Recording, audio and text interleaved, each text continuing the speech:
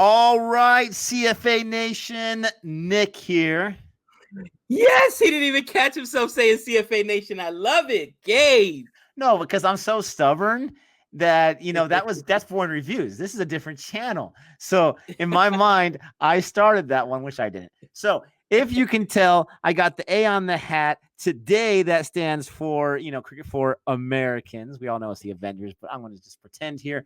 We are excited to react to this video on Cricket for Americans, even though the name's kind of a little misleading. This is Cricket for Everybody.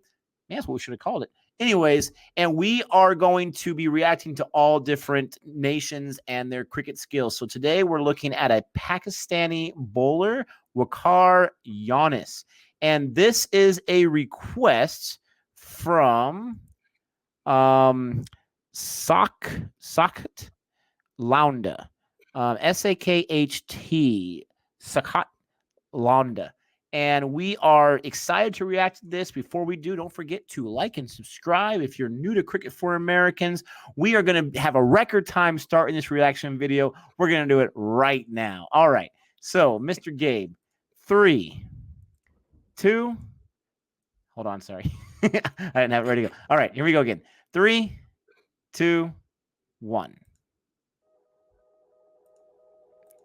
Fast bowling is about imposing yourself. It's about imposing yourself on a batsman. I love it.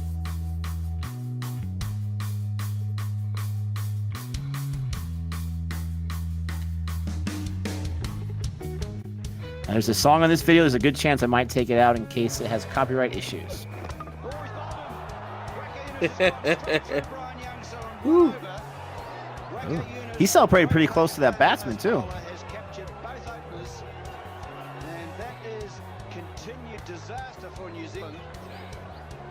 A little bit of a send-off there. I don't think I've ever seen that color combination before in a cricket uniform. Woo! Oh, man. Wow. Talking about getting tricked out of your pads right there. Jeez. That's like when you're starting to swing, you're like, oh, no, I'm not going to swing. Oh, shoot, I got to swing. And wow. He didn't even have a chance to protect the wickets. That was impressive. Oh, this is a great view right here. Yeah. Wow. Wow.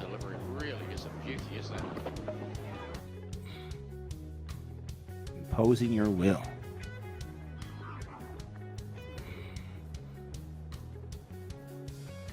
I've seen this guy before in other videos. This guy's a monster. Guy with the stash. It's hard to catch that on the live feed. Dude, I missed it. Yeah. Ian Botham. Big cricketer.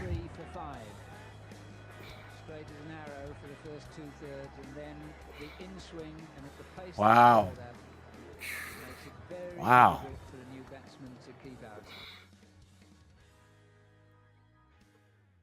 Leg side of the leg glance. No, down the leg side of the leg glance. No, down the leg side of the leg glance. No, he knocks him over. Over goes the castle. Dead on target. On the border again, trying to get himself room. Sets himself on the offside. He just missed it too. He did. You're so right. I was going to say the same exact thing. He was right there with the bat.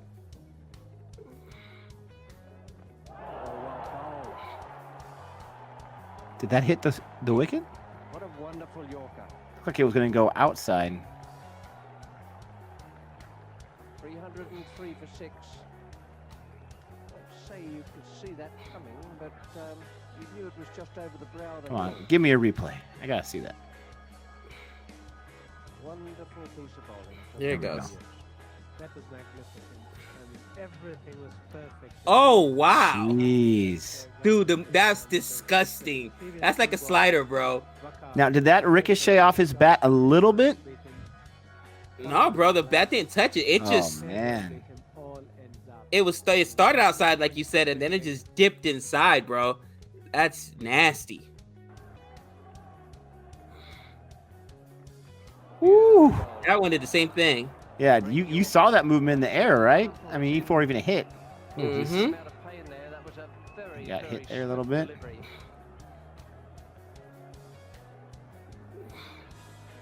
swift and it was swinging in right onto his toe.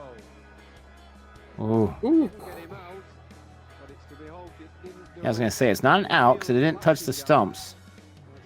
Unless they call it leg before wicket.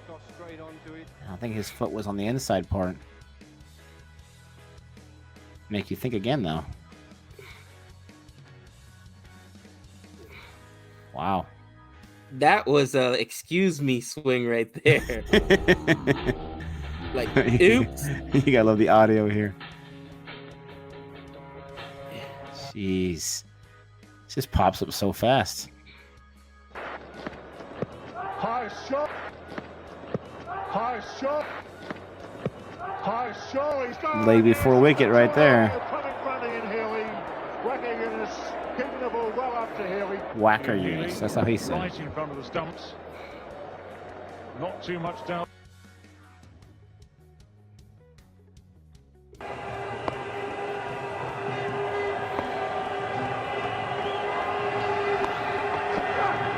Wow. The one that comes back I want to in. say that's probably the most dramatic one with the how it turned inward. Look at that. Wow. It's like 3 or 4 inches out of the outside, and it came right in. That was pretty sick.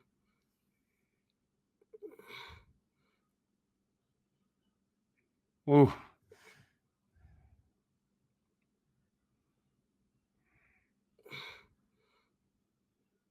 Wow. That got the far inside one. Sometimes with the older videos, you really can't tell. You know what I mean? Yeah, but I want to say it was the first stump.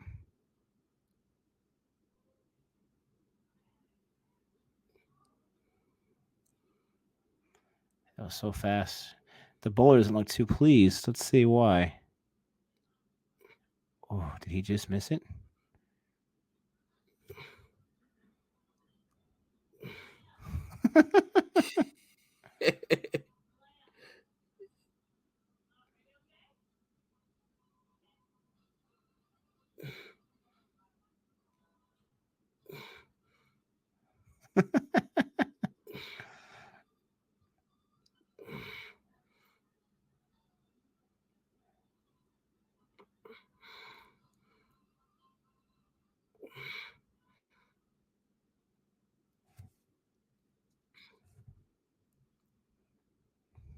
Wow, look at that movement, bro.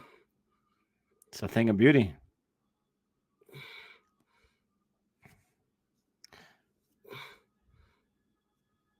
You know what I just noticed right now is every single one of these wicket keepers is way far back. None of them are right up close to it. Nah, bro, he's a fast bowler. You don't want to wear it either.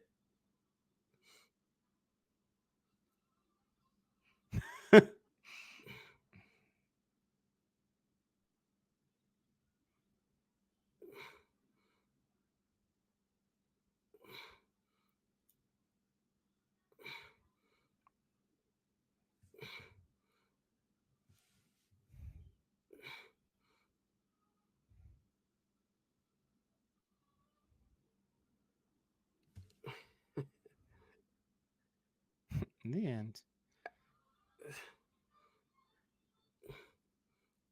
That was cool. Stop the video right there. So, Yeah. you know, it's funny because at the end where it just showed us those that compilation there, it had like this little classical tune. I'm not sure what the tune was called. Probably gonna have to edit that part out too. That's why you hear us chuckling a few times because the classical tune was perfect for those little highlights they were showing. Getting back to the wicketkeeper real quick, so far back, and I see what your point 100%. It's coming in fast. You just got to watch yourself. But at the same time, it's not like the other bowlers are throwing it super slow. You would think that with a fast pace or a fast bowler where they're bringing it in, you would think that you want to be a little close because they're trying to swing. They're trying to they're not going to be able to catch up, and you can be right there to catch it and hit the wickets if they get too close. But, I mean, obviously, that's in a dangerous position. That's got to be why they're so far back. You know what? More than likely. I tell you what, just thinking about it from a catching perspective, you know, in baseball, a lot of times, wherever the catcher sets up, it kind of gives away what the pitcher's going to do. So, you know, if you're setting up outside, you're expecting the pitch outside. You're setting up inside, you're expecting the pitch inside. You don't really move up and up or back in the box. You just always, you know, it's either left or right. And pitcher or I should say catchers have stopped doing that, and now they set up really late where they'll flash a sign, and then once the pitch is in the air, that's when they'll set up outside to get there, because you give something away. So I wonder if the batsmen also look back there and say, okay, he's really far back, so you know, this guy's gonna throw a dart at me, or he's gonna throw a bullet. He's coming with the heat. But then again, I remember somebody in the comments said that, you know, pretty much pitchers are consistent. So if they're fast bowlers, they're gonna bowl fast. You know what I'm saying?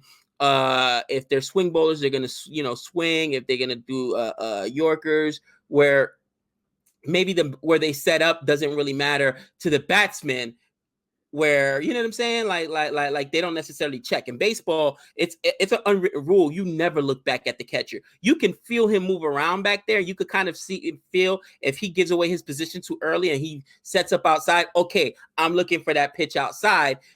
Or he's moving inside, I'm looking for that pitch inside. Sometimes they'll move up and down if they want the target up and down, but it's a no-no to look back. So I don't know if it's the same thing. Is that an unwritten rule? Let us know in the comments in cricket to even look at where the wicket keeper sets up. You know what I mean?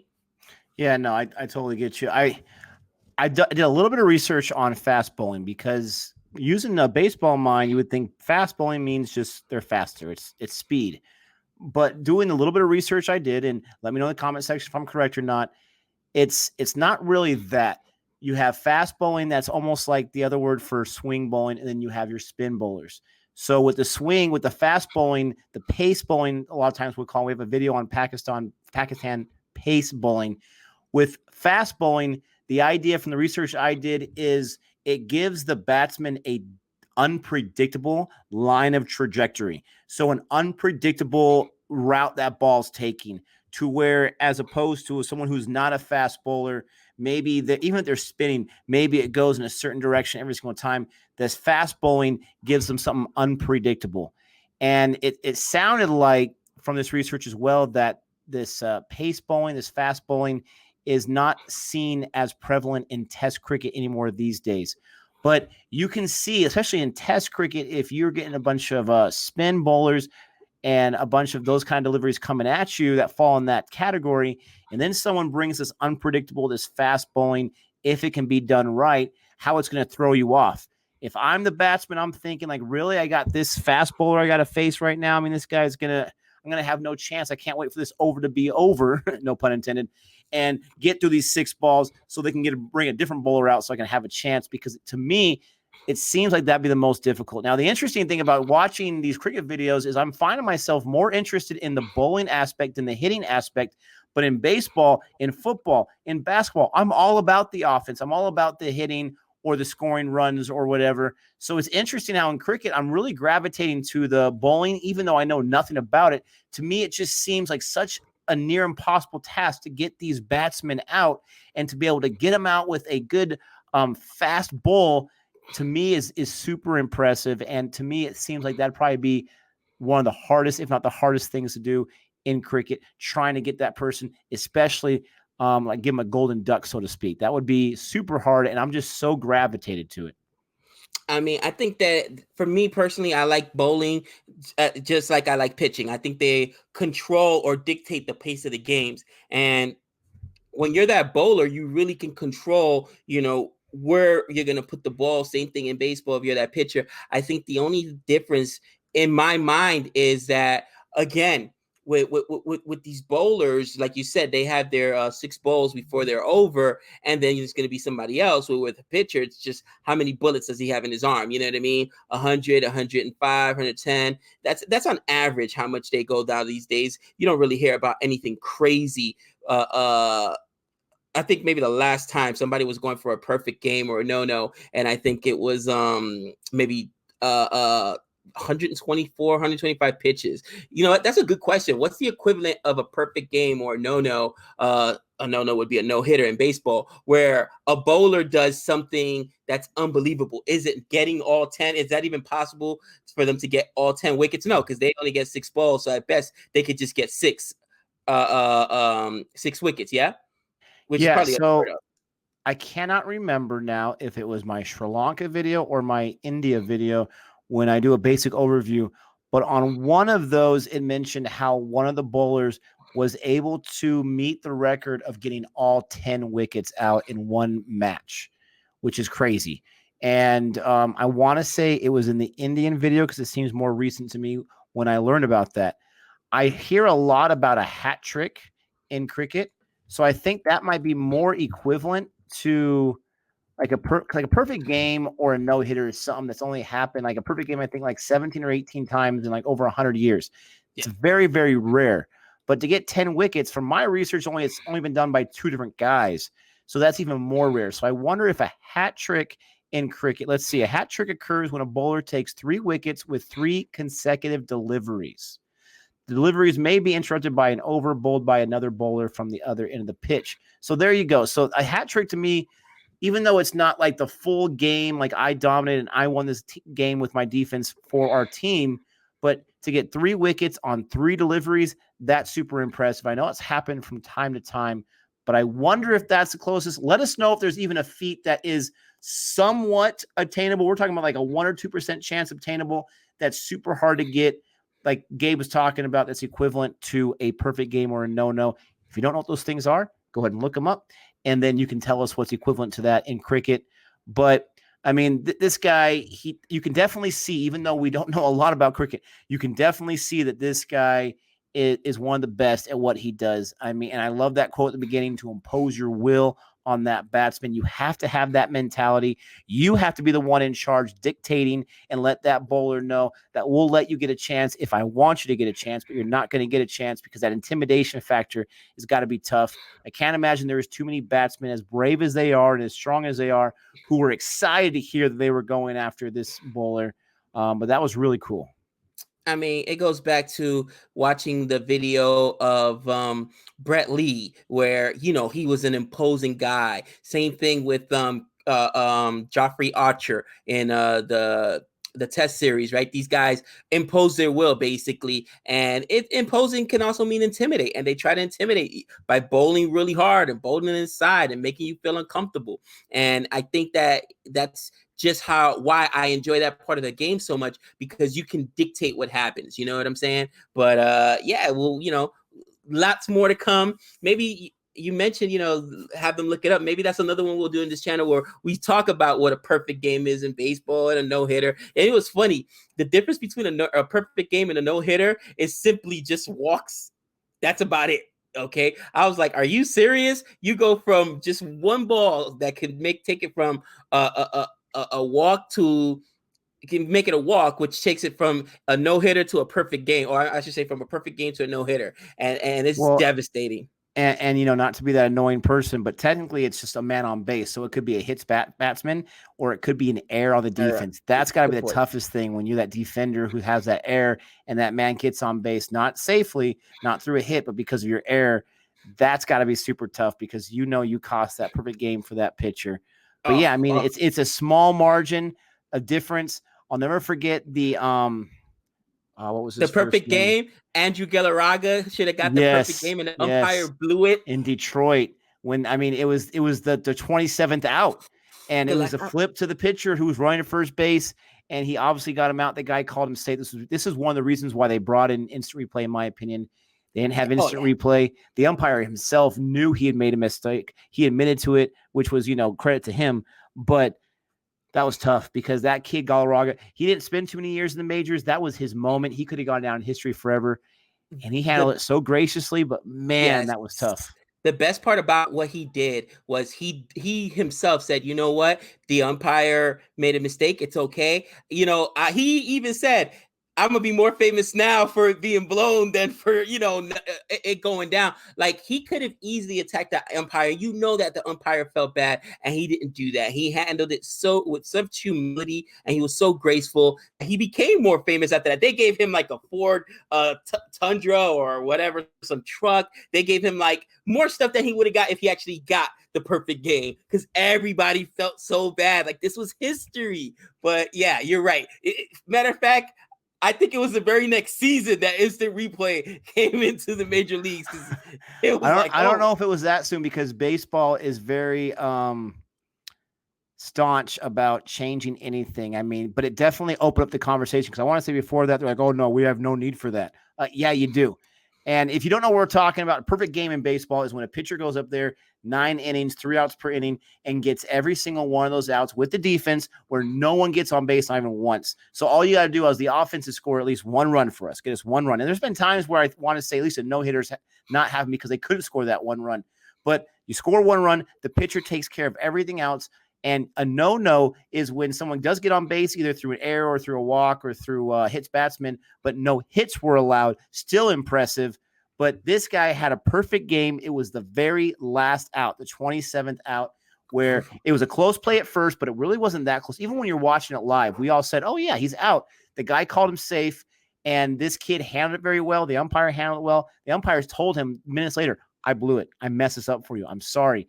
But that's talking about grace. That's talking about being gentlemanly right there in baseball. How about that? But check out this story. I'll put a picture right here of the kid Galarraga. This guy was a man. But that's it for our reaction today. We hope you enjoyed it. We hope it was everything you dreamed of.